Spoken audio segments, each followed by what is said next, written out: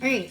Hi. So, I've been on here talking about cannabis therapy and how the medical industry is doing it wrong. I'm going to get into so much more. But how it's medicine and not drugs. And so, you know, what do you do when you're a single mom going through a divorce and, well, not totally single, but you're a mom going through a divorce and it's Friday night and it's been a really long week and you just want to have like a cozy night in to just like be a nerd and let loose on your own because you've been doing shit all week.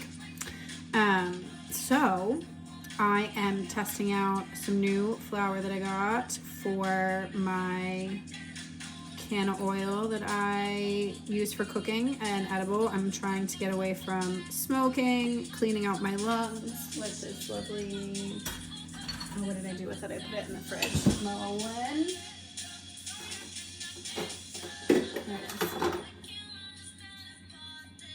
This guy, little mullein for lung clearing.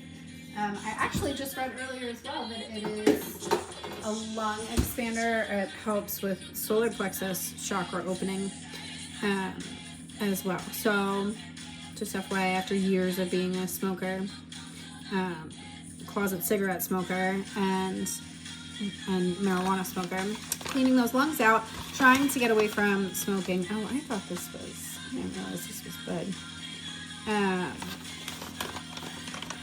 I am working on growing my own, but they're still babies. They're not ready yet. And I have my medical marijuana card, so I have been taking advantage of finding things on sale, using flour to create my own oil, butter, etc. For edibles and topicals. So tonight we're trying out charts. This is Far and Daughter. Oh, this is a sweet chart. Curio Wellness is a Maryland-based dispensary and brand. And actually, I really like their products. They're the first dispensary that I've come across in Maryland that is actually approaching it more from a health and wellness standpoint, focuses on the medical side of things, incorporating medical into the process, and not just a dispensary that you walk in and everybody's stoned and expects you to know what you want. I will say that's something I'm going to talk about, that talking about my experience and having to educate myself. Maybe we'll talk about that a little bit tonight. I really am just having a cozy night inside to like be ridiculous, and tonight, normally it's about medicine, and tonight I kind of want to just get silly and like dance while I do the dishes and take a bath and maybe like do some coloring. I got a new phone, set that up, changed my number. It's fun when people only have access to you because you give it to them now.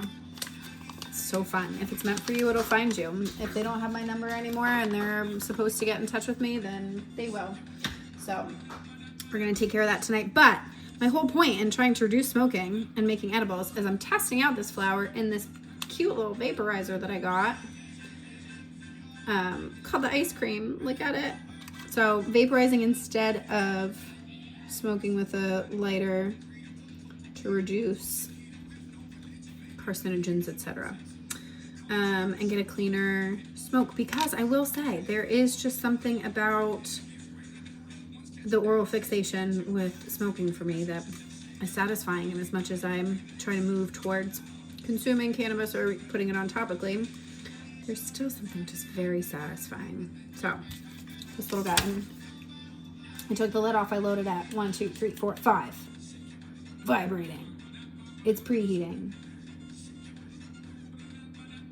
All right.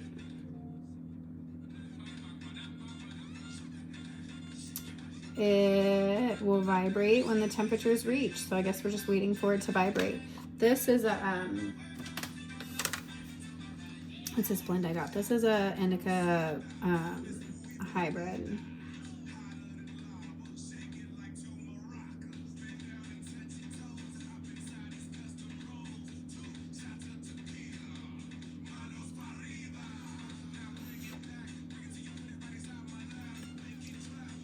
We're warming up. Oh, there we got our vibration.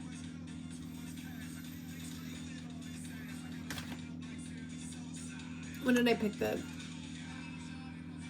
medium high setting.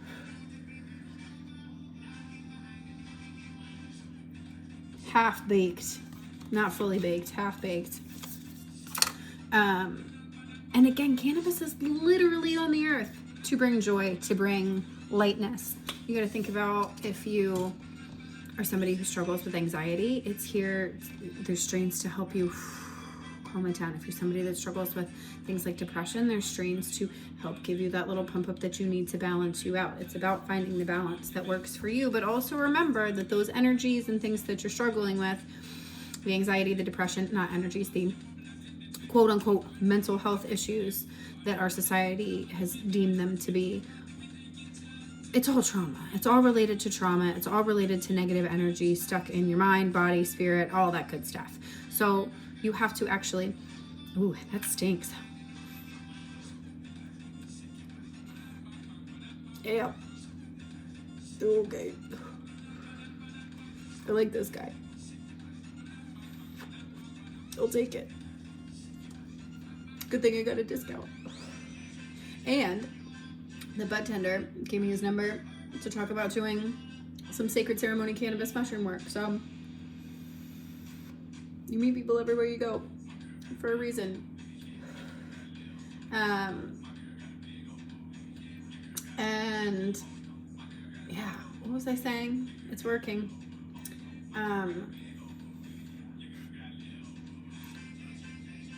Oh, yeah. The main purpose of it is not specifically just, oh, we're going to get stoned all the time. It's literally medicine. That's why a medical approach actually exists. The problem is Big Pharma is in control of the medical side of things. So they're worried about the profit center, not making sure that people actually know how to use it properly. And that has been my big qualm with the dispensaries that I have been to thus far. Are that when it was medical, great. As soon as adult use became legal in Maryland, which don't get me wrong, I think it should be legal everywhere. I don't think it should be limited to strictly you get to use this for medical purposes. I think it should be fucking growing everywhere. It will be growing everywhere. And we should all be using it for medicine.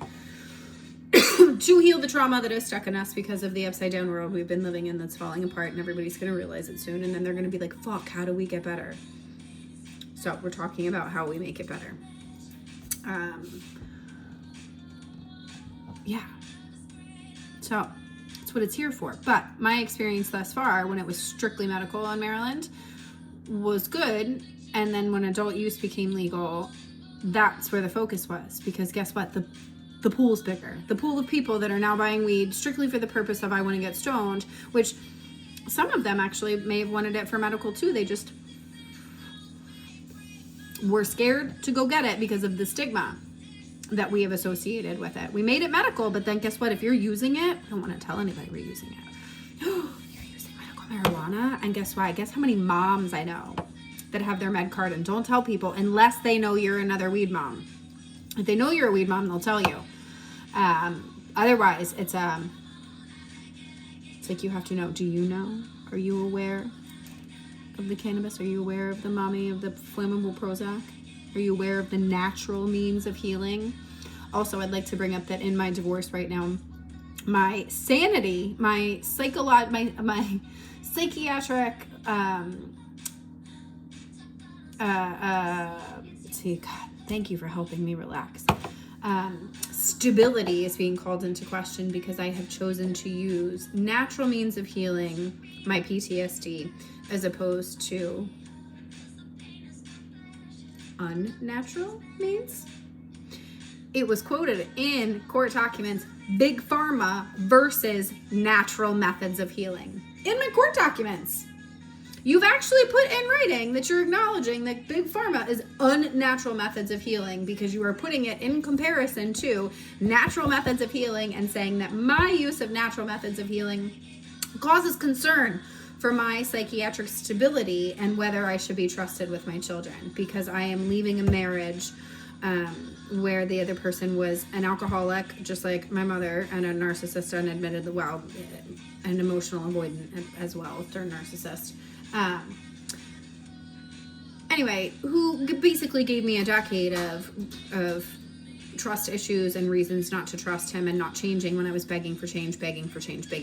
I gave him a decade of staying when he refused to change. So that was his expectation. So when I finally got to the point where I myself turned into a functional alcoholic and everything that he didn't like about, everything I didn't like about him, and he was like, you're too much. I don't know what's going on, but this is a problem. And I finally got to the point where I had about a spiritual psychosis and blew my third eye wide open, and my spirituality, my awakening, me saying, oh my God, I'm in a toxic situation, perpetuating a generational cycle, and I need to get out of it, and making drastic changes to do so, has everyone concerned. And they're like, we're concerned because you've changed. Okay, well, I was a PTSD victim in the environment that I was living in. Actually made me want to kill myself, and I was really close to doing so. So would you like me to go back to that version of myself? Or would you like me to make the changes necessary to be a healthy person? Would you like me to stay on big pharma medication that caused me to simply paint a smile on my face for years, pretending like everything was okay, and inside my soul was going, oh my gosh, you're dying? No. We would like for me to go back to who I am, who I'm supposed to be, who I was actually never really fully allowed to become in my life, because that person made everyone uncomfortable. Because I also, my spiritual gift is that I'm just like a human lie detector. Have you ever seen that show Poker Face? I actually never watched the whole thing, but I saw a preview, and then I went, oh my gosh, that's why people don't like me. Because like, I'm a bullshit meter. I can tell when they're lying. And literally, I have now become unafraid of telling you, I know you're lying. And so he's like, we're concerned about you, but none of those people are checking on me. None of those people are worried about me. None of those people are making sure that I have a safe place to live, but they're concerned that I'm making the changes that I need to stand up for myself and to say, no, you're being a liar, and stop doing that. So the people that are concerned about me are also the people who were part of the problem. And in order to be here to help me, they have to admit that they contributed to the environments that perpetuated the environment that caused me to have PTSD, the environment that was traumatic enough for me throughout my life to develop PTSD, and becoming a mother and having children and turning into the version of my mother that I absolutely was terrified of as a child, and going, oh my God, I'm becoming my mother.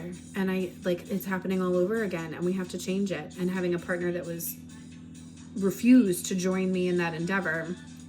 And everybody's worried about me because I suddenly cracked and went, I have to get the hell out of here. This is upside down land. What is going on?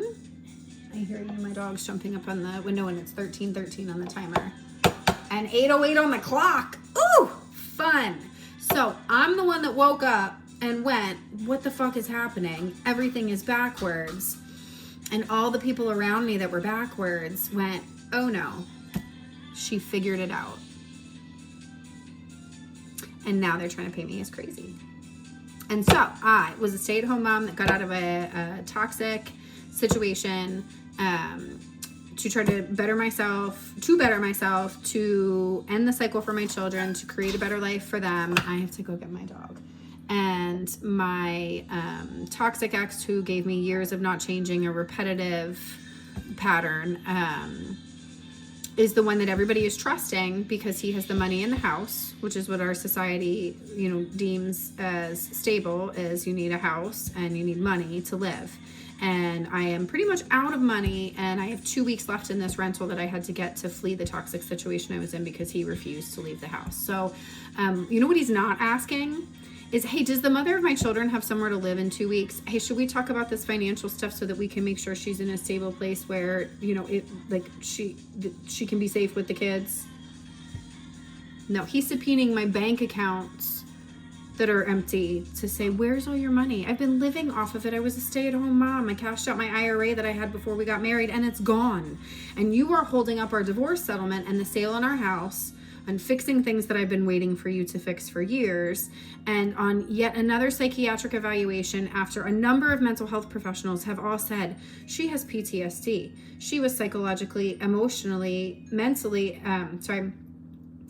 psychologically, emotionally, financially, and sexually abused. She's not nuts. She was a victim, and she is allowed to be who she is, and everything that she's saying is valid.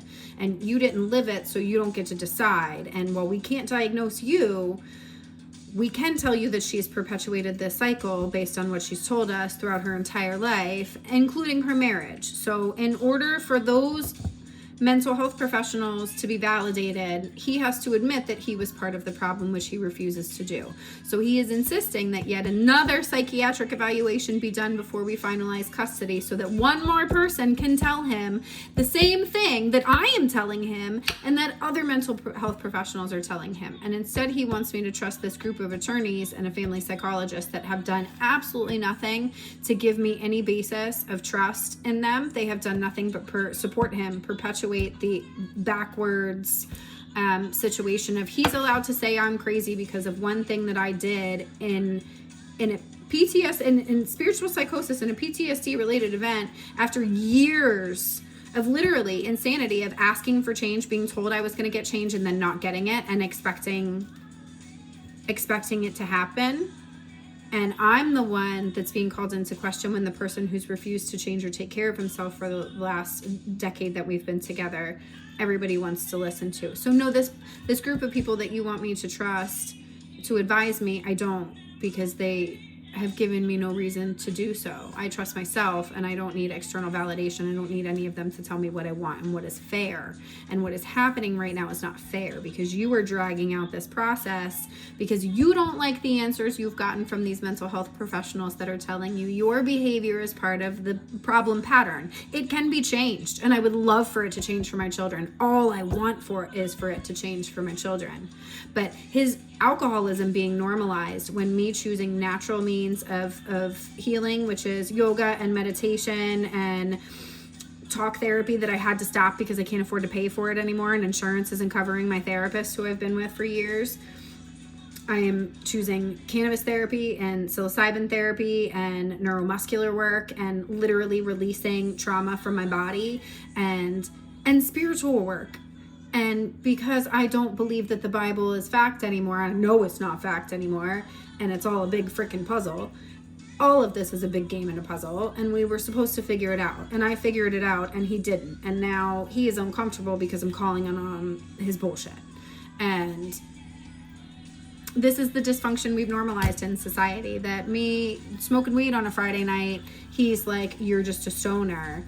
And it's like, well, no, I'm relaxing a little bit to have an enjoyable evening because I'm going to do some other things while I'm here. And you're getting drunk because you're actually numbing the pain, which I'm not denying. I did it for years too. I was a functional alcoholic, and we were together. I did the same thing. But the alcoholism is numbing everything that you refuse to feel. And I am actually using this to heal the things that I'm feeling, to let them out, to turn to... What pops up? What do you think of? Feel it. Let it go. Let that emotion out. It's here for a reason. It's spirit showing you something through the medicine. What you're enjoying through the medicine is something that you need. Me talking about this is something that I need. Whoever else needs to hear this too. Like, stop hiding your cannabis use, whether it's medical or not. Like, it's not something that we need to be shaming. It needs to be normalized. And I used to be so scared to talk about it. And now here I am on the internet on Friday night trying out my new vaporizer. So, you know, be proud of taking care of yourself, because this is medicine. Do the stuff you wouldn't normally do because you're afraid of what everybody else thinks, or you're afraid you're going to get in trouble, because guess what? You're not. The stuff that harms you, only you give credence to it. Nobody else does. So,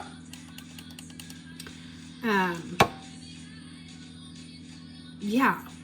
Normalizing dysfunction and alcoholism versus plant medicine, because it came from the earth. Because guess what? If it's growing everywhere and we know how to use it, the medical companies can't make money off of us, right? They can only make money if it's grown in controlled places, controlled fields that they're monitoring, that they're controlling the chemicals that go into the soil, that who knows what else they're doing to it. So, I mean, yeah, I'm trying to use a natural means, but unless I'm growing it myself out of detoxified soil, it's really not completely natural. So,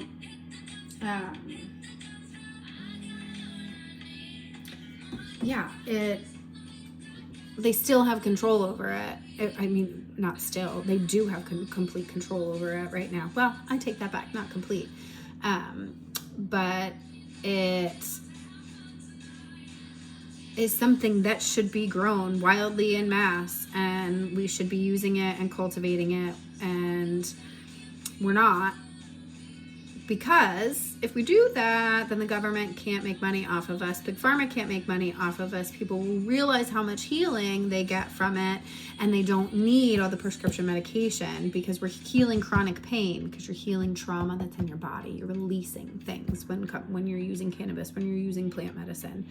It doesn't even have to be with plant medicine. When you're doing something that brings you joy, when you're crying to get out an emotion, when you're doing something that releases that energy, that trauma stuck energy in your body, you got to get it out. When we're using other ways instead of pills to get it out,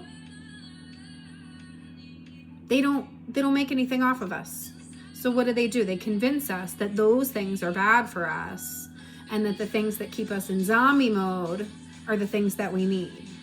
And that is actually quite the opposite of truth. So I am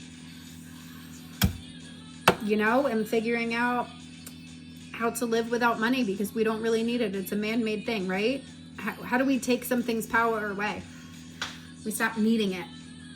So let's figure out how we live without money. Figure out how we actually trade our talents. And also, like, what if we just did stuff because we're good people and because we like it? Like, what happened to humanity? Everything was put on earth that we needed to survive when it was created, and people came here. We just had to figure out what to do with all of it. Money wasn't part of what was supposed to happen. That was an ego-based invention that, universal confirmation, has perpetuated greed. So if we actually come together and figure out a way to make something change and take its power away, that's how you actually make the change happen. I posted a video on my YouTube channel today. It's actually a really long one. It's like 2.5 hours long. I'll break it down and post it on TikTok probably, because I can do hour-long ones there. Talking about literally how upside down our society is, how we've lost touch with humanity, how the fact that I'm in a situation personally right now where I was a stay-at-home mom getting out of a toxic situation, taking care of my narcissistic abuser who was my mother from childhood, and taking care of 2 small children and my man-child's husband who wanted me to be his servant. I was going to say, speak of the devil, because I thought it was my kids calling with him, but no. And I know that I am literally here living out my soul purpose right now, that I agreed to come here to live this life, to have this ridiculous existence, so I could talk to you about the hypocrisy of what's happening and how we've all lost our way. And so I posted a really long video about it today, but I, again, am in this situation in the middle where I have been literally classified a victim, diagnosed a victim by multiple mental health professionals who I've released the records. They've been subpoenaed. I said, please share the records. I have absolutely nothing to hide. And me having a spiritual awakening has made everyone in my immediate family and my in-law family and like immediate circle of friends so incredibly uncomfortable, because they have to admit that they were part of the problem, to the point where literally almost everybody has abandoned me. They'll say we haven't abandoned her, but they literally have. And my in-laws are very staunch Christians, and because I have come out basically saying, no, I've had revelations, I know for a fact that Jesus is not the only begotten Son of God that was sent here to die on the cross for our sins, and simply believing him is the only way to heaven. And because I no longer believe that, I am unacceptable. I have told them I believe in reincarnation. I am an incarnated angel who is here for the purpose of sharing this information, of telling you about this bullshit so that people can go, oh, we really have fucked up.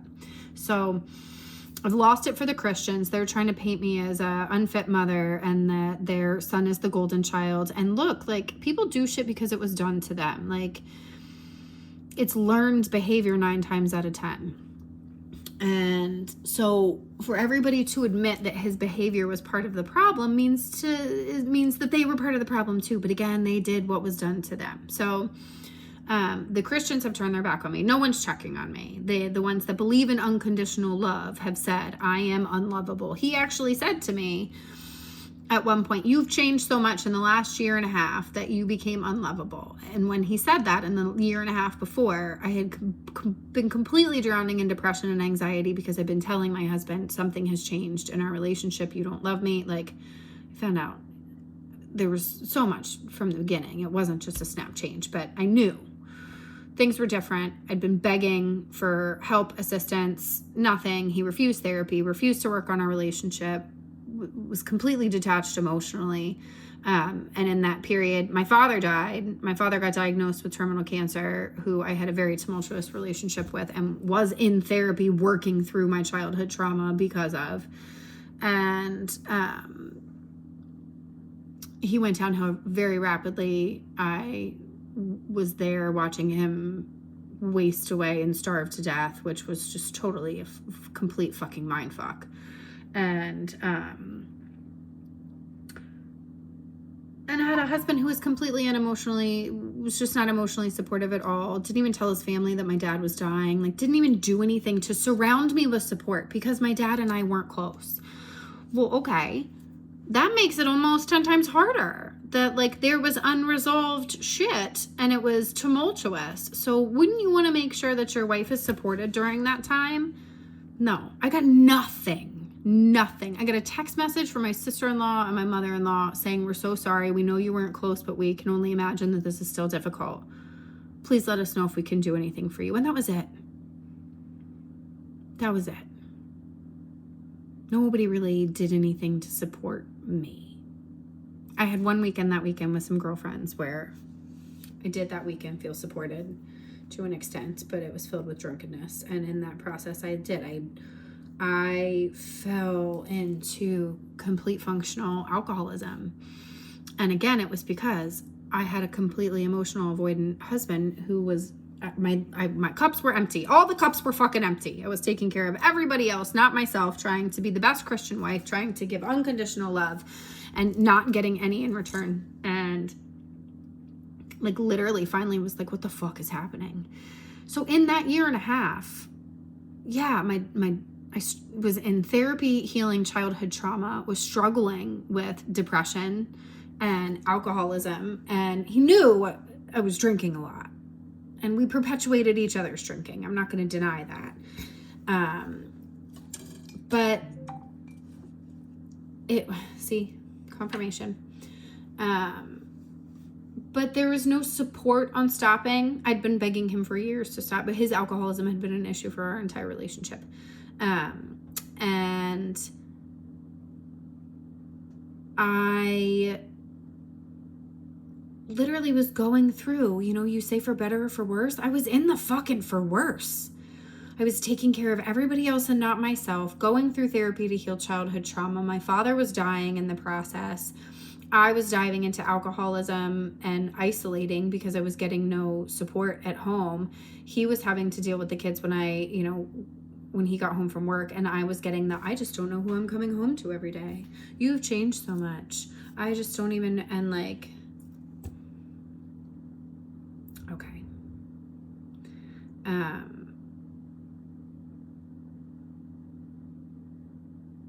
Don't tell me for better or for worse, and then when we get to the worse, you can't handle it because you can't even deal with your own emotions, so you don't know how to deal with mine. And I wasn't totally healed. And I'm still not totally. Healing is linear. Like, who was ever fully healed? Like, how will you know when you're fully healed? It's a process of shit you got to work through, and like stuff may perpetually be coming up here and there, and you develop tools to deal with it. But what's healed? And that's the other party is waiting for just like some medical professional to say, she's healed, she's safe to be around the children.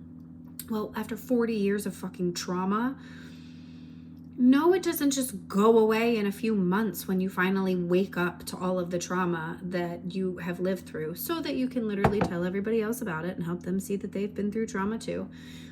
And learn how to heal it, because everything is energy. Everything comes back to energy. And what we're missing in the medical industry, what we're missing in all of the industries, is that all of our chronic conditions, everything that's handed down through generational trauma, through your DNA, through past lives, which people who don't believe in reincarnation and past lives are cutting out an entire area of healing for themselves.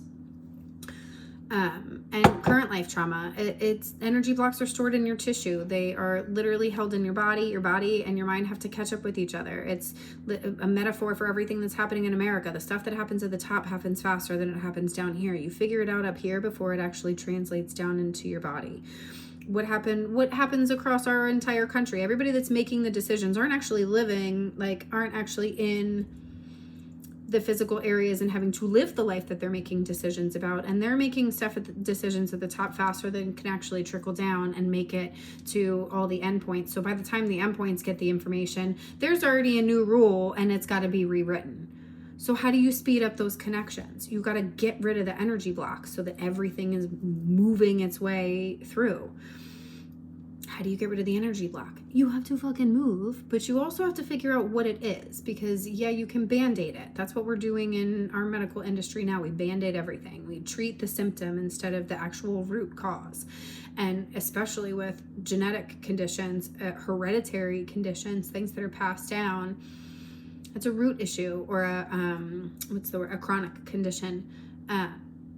Recurring things that are continually happening is because you haven't solved the karmic loop. You haven't solved the energy block that is related to that injury. You can treat topically what's happening, but it hasn't completely gone away. When you actually heal whatever that energy block is in your body, and you've worked it through the tissue or the organ, whatever it is, hey, guess what? The chronic part goes away, because the energy that was infesting your body is gone.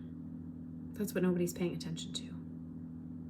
So that's how we have to actually change everything, is not only the sound therapy and the light therapy and the plant medicine and the actual just like joy, just like doing shit that you enjoy, creating with your hands, movement, dancing, music, laughing, all of that stuff is healing. Sunlight, grounding, walking barefoot on the earth. These are all things I'm being criticized for doing as natural healing methods as opposed to big pharma treatment. So, if anybody is outraged by that a stay-at-home mom who was taking care of everybody else, treating her PTSD, literally had a spiritual awakening to realize what the fuck is going on in the world. I'm a starseed here to tell you about the hypocrisy that I've been going through. My spirituality has made my Christian in-laws shun me, question my parenting, call in to question my psychiatric stability and ability to be a parent. My immediate family, who has literally riddled with the generational cycle of substance abuse, obesity, sexual misconduct, like it's all generational, because everybody's been prevented from actually being themselves, because societally we're switched in our gender roles. And my spirituality, for the left side, my family, who's Democrats, union workers, leftists, love everybody as they are. We should all be individual, worried about what's happening overseas constantly, but have forgotten what's happening in their own family, in their own backyard. America, hello, we're worried about everybody else and not ourselves. And they have said, we love you and want to support you, but you being a shaman, we cannot support that. So we would like to help you, but we cannot validate you. We cannot do both. Well, I'm pretty sure that unconditional love means that you love me as I am. And you're like, you know what? Fuck yeah. If you're a shaman, great. What they don't like is, I've said, Grandma is one of my spirit guides. She's actually like my fairy godmother. She is my fairy godmother. Is pissed at all of you, is angry, and would like to say some things. Oof, 34:44 on my timer. And Grandma is fucking mad because you're all fake as fuck. I texted you and told you No one has checked on me. I'm working on my PTSD therapy. I'm going through a tumultuous divorce with my alcoholic narcissistic ex, who is pretty much my mother that I married. You guys all are familiar with my mother, who had a stroke 8 years ago because she stopped taking care of herself due to her alcoholism, and I gave up my life to take care of her. And everybody is worried right now about how she's doing in an assisted living facility. Nobody's worried about the fact that I have nowhere to live in 2 weeks and no money. And I said, yeah, I have my rental till the end of May. I am pretty much out of money because I chose, instead of diving into a responsibility of working immediately, to focus on my therapy. And I've been in functional freeze trying to get out and create something for myself, because I've literally lived a life of everyone else telling me what to do, that when I have to make my own decisions, I start freezing. It's literally a condition. And so now I'm to the point where, yes, I have like 2 weeks left on my rental. I have to be out of here. I have no money. I'm like selling jewelry and shit to have some cash to make it through the next few days, and focusing on healing myself, getting the confidence to share all this information, telling my family, like, I have nowhere to live. I have no money. No one is checking on me. None of you are checking on me. Grandma is pissed because everybody is acting like, oh, we love each other. Oh, hey, I've been the one who's literally been the hostess of family events for years. I've literally tried to take over from my mom, and when I couldn't do it and my aunt was doing it, they're like, why do you have to do it? Why do I have to fucking do it? You guys don't want to come to my house? Great. Come on, ask. Come over, bring your shit. We'll host. But why do I have to be the one that does everything for everybody? Because I've done it since I was a kid, and everybody's told me to sit down and shut up when I called them out on their bullshit. And for all of them to validate that I have PTSD and that grandma's pissed off, they have to acknowledge that they all watched my mother abuse me, was a raging alcoholic, and did nothing about it because my uncle was an alcoholic as well. Her other brother was a kid. Her other brother had bipolar disorder and his own issues, because guess what? They were all traumatized too, because they're perpetuating a cycle that they lived through, because my grandfather was an alcoholic, mostly because he was a veteran and he had a horribly debilitating physical condition and was in fucking pain all the time. He was numbing shit, and he grew up in a world that taught him he wasn't allowed to have emotions. He wasn't allowed to show pain. He had to be in the brotherhood. He was a soldier. He was a union worker. And that's what got passed down through our family. And my mother, being the firstborn and the daughter and needing to break the glass ceiling, she was in her masculine energy. She was not the feminine, flighty daughter who was allowed to do whatever. She had to learn to take care of everybody else. And then she was also trying to make the family proud. She wanted her father to be proud of her. I remember her saying so many times, all I ever wanted was my dad to be proud of me. And what do we do as kids? All we want is our parents to be proud of us, right? So we do whatever it is that we believe makes them proud, whether that's what we want to do or not. So I spent a life of doing stuff to make my mother proud, and she was never really ended up being proud of me. It was never good enough. There always needed to be something else. And she was literally trying to live vicariously through me and fix the mistakes that she believed she made in relationships, instead of actually just letting me live my life and being honest with me and saying, here's the shit that I lived through, here's the stuff that I did, and here's what I learned from it, instead of lying to our kids and never admitting the stuff that we did because we don't want them to do it. How about you tell them what you did and what you learned from it, and let them make their own decision, because you're not supposed to make it for them. Anyway, toxic cycle down through my family. So now me saying, hey, I have nowhere to live. I have no money. No one's checked on me. I don't think I'm going to stay here long term, but I don't really know where I'm going to go. And I guess I'm resigning as like the matriarch of family events. Literally the responses I got were like, big changes. Thanks for keeping us posted. I'm actually going to read some of these.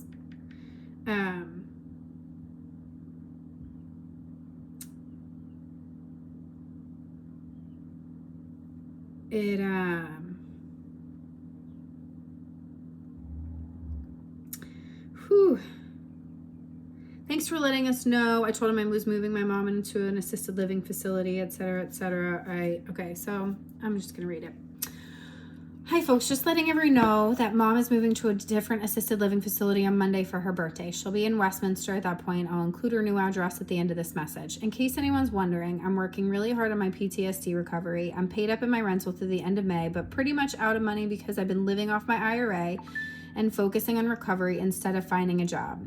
My psychologically, emotionally, and financially abusive alcoholic ex, my mom that I married, is fighting me on spousal support, and we're working on selling the house. I've barely spent time with my children in months because Brian refused to leave me alone with them, and I chose not to be around him because he was a trigger for me. After being the only one to really raise them for the last 4 years, I finally just got to spend the night with my children for the first time last week, and just got to have them spend the night at my rental for the first time last night because he tried to block me at every turn from being alone with my children. Part of the reason he's been keeping me away from my children is because of my spiritual gifts that I've tapped into during my trauma healing and his disbelief in them, and that it makes me crazy. He doesn't believe in psychics because of the Bible. I'm pretty much been abandoned by all my friends and family and have had more empathy and contact with strangers over the last several months. The lady in my rental storage unit has asked more about how I'm doing, and that's just because I was the last one there one night and she knew I was there alone. Not even because she knew that I had something going on in my life. She just knew I was alone. She was leaving and knew there's a woman here alone by herself outside painting. I was working on painting and had the open door. And she thought to drive by and check on me and say, "Hey, are you good? Hey, what you working on in there?" My own family can't even look at me as a mom leaving a toxic situation, trying to heal when half of them are in therapy. And no one has said, she's over here by herself in this rental. And literally, how bad could it have been for her to leave her kids? No thoughts on that? Okay. I'll tell you, I've learned some very interesting things about our ancestors, and Grandma has been one of my spirit guides. She's my fairy godmother, if you will, on my healing journey. She has a lot to say to several of you, and it's not rainbows and butterflies. I'm not entirely sure where I'm going to be at the end of May, but I wanted to let you know I don't intend on staying in Maryland long term. I guess this is my official resignation as hostess of family events and efforts. I love you all. Happy Easter. By the way, this was on Easter Sunday. It's very prophetic. And their responses were, "Thank you for letting us know about Auntie, keeping us in the loop on your journey. I love you always, will be here from you. This is my cousin who," after she sent me this, was like, it was a snap response. And then I was like, I shouldn't have sent that, because she is someone who has undergone intensive PTSD therapy herself, has moved away from the family because they're toxic, and God bless her, has not found the voice that I've had to tell them how their behavior and activities have affected her. And she is the only one out of everybody that has been supportive of me, but still had to do so behind the scenes because she's in a situation where she feels uncomfortable being open. Sorry, I'm calling you out on this. I'm not saying your name, but everybody else sees this. I'm gonna speak for you. I'm sorry, baby. I am. She is still in a position where she cannot speak up to the people she needs to speak up to tell them how their behavior affected her and contributed to her trauma. And that's why she's gone. And that's why she's literally afraid on a family text message to say something, and tells me directly to me, "I'm sorry I didn't say more. She said, what I really wanted to say to you was, you fucking tell him."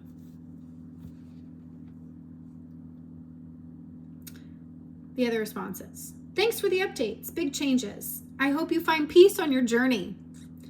I'll visit mom as often as I can. Love you and hope you can overcome all that is going on in your life. Hope you find what you're searching for.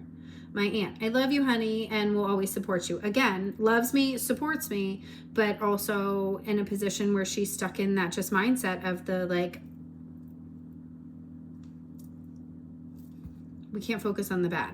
The next day I said, "I gotta say, this is really disappointing. I sent you a very passive-aggressive text because I haven't heard from most of you in months that are actually concerned about what I'm going through. I've told you I have no money, no job, and nowhere to live in 6 weeks, and I'm fighting with my ex to get my children, and that I've been abandoned by my family. That's you.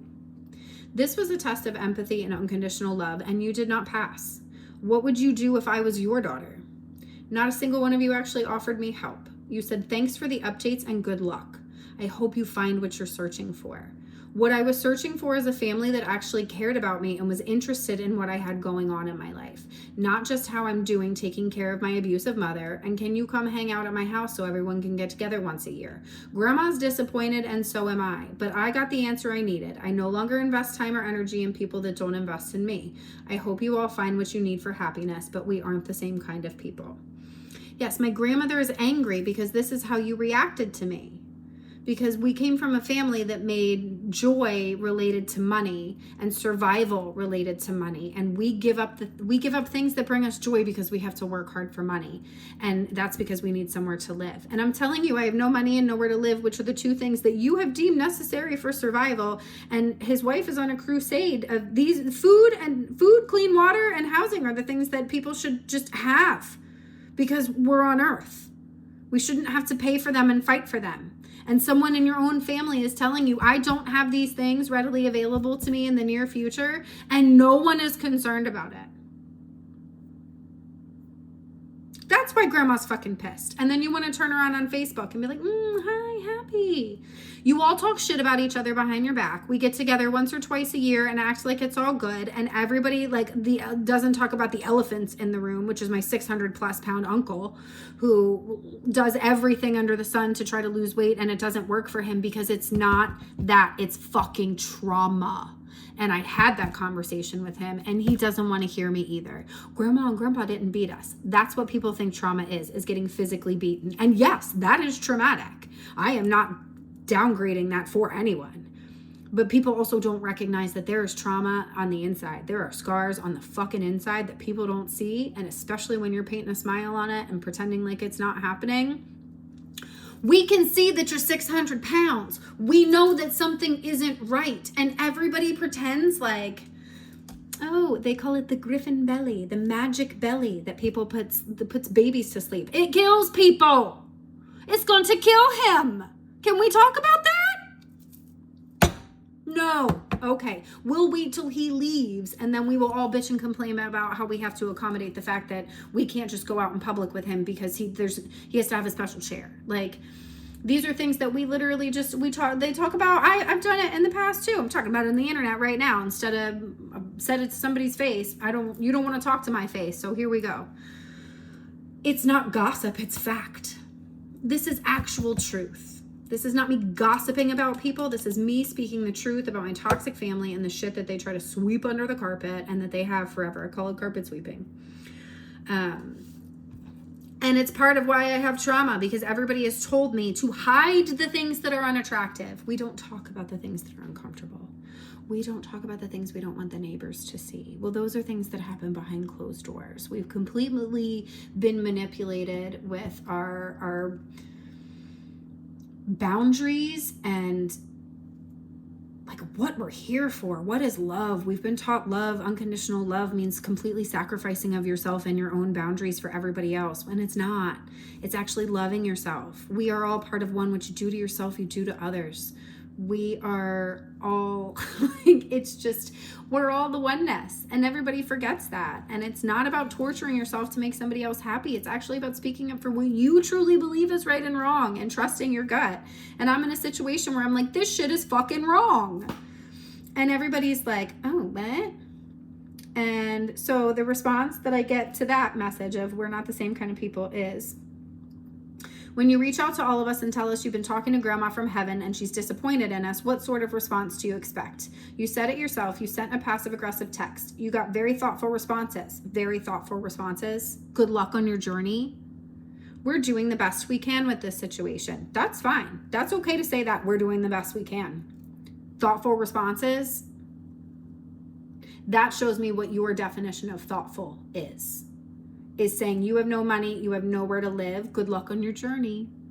I'll be thinking of you. Thanks for the updates. My parents have been helping you and Auntie for months and years, so at least keep them off your thread of imaginary judgment. They've been helping, and I will say especially my aunt, has been phenomenal for me. And they know how grateful I am for their help because I tell them all the time. And again, we'll address some of this, but jumping in to defend your parents immediately when I didn't say anything about them. I made very general statements. And again, my point is everybody's worried about my mom. Everybody is constantly worried about how can we help with your mom. Nobody is saying, how are you? What do you need? How can we be here for you? Because everybody looks at disabled mom as the needy one. Mom is disabled and had a stroke because she was a fucking alcoholic. Stopped taking her medication for her AFib, which again is a heart condition running through our family because of the block in unconditional love. She did not know how to love unconditionally and had an irregular heartbeat as a result. She had a stroke because she stopped taking care of herself.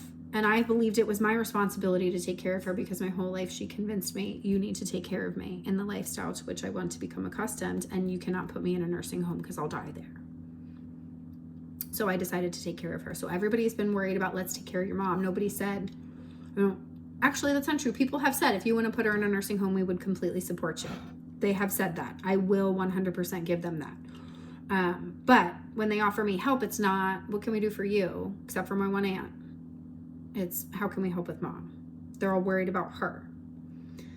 Anyway, you don't want help unless we agree that you're a shaman or whatever. And sorry, that's just not going to be the case. We care very much about you and are worried about you. We discuss it together. We talk to your friends out of concern and care.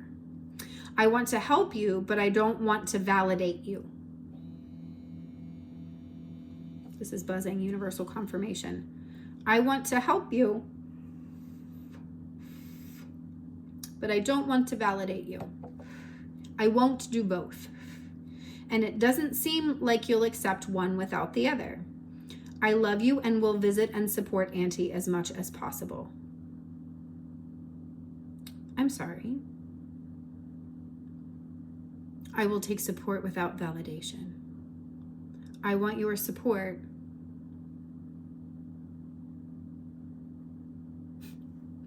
but only if you agree that you're the person I tell you you are. You're not allowed to tell me who you are.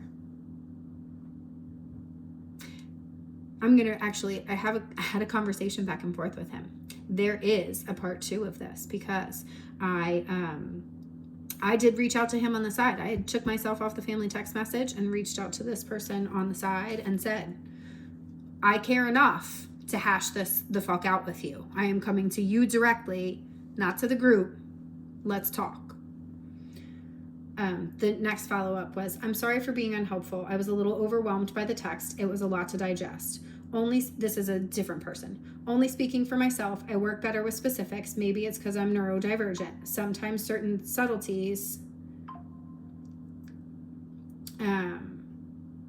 particularly passive-aggressive ones, go over my head. So in the future, if you need something specific, that would be helpful to say, like state that. Again, that should have been your first response. First response. Before you respond, pause. Because that was a valid response.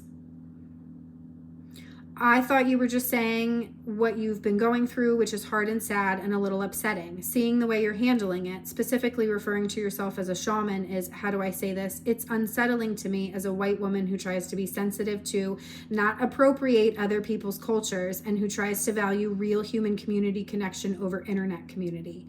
White women, people calling themselves shamans, is a major red flag to me. Can I please tell you how many white women who call themselves a shaman I have met since being on my spiritual journey, that I literally joined a local community 20 minutes away from here, a shamanic community led by a white woman with a white mentor. Again, I'm only speaking for myself, not you or anyone else in the fam. I do wish the best for you, but I don't particularly agree or feel enthusiastic about methods you're choosing to work through your tremendous psychological needs at the moment.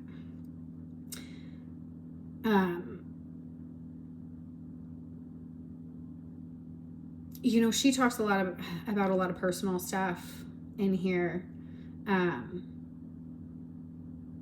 I don't want to read, because that is her personal story and not mine to share. She did share some of her personal story where she went through what I will tell you was a spiritual awakening, but instead of stepping into hers the way that I did, she went backwards into other methods of treatment.